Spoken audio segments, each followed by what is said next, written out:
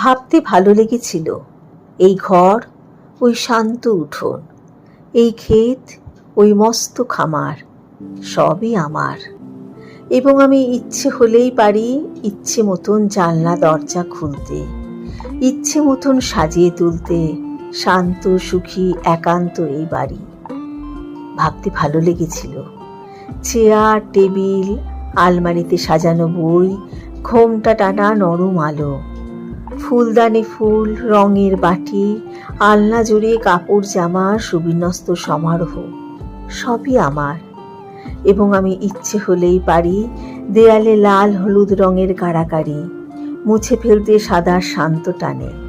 এই যে বাড়ি, এই তো আমার বাড়ি।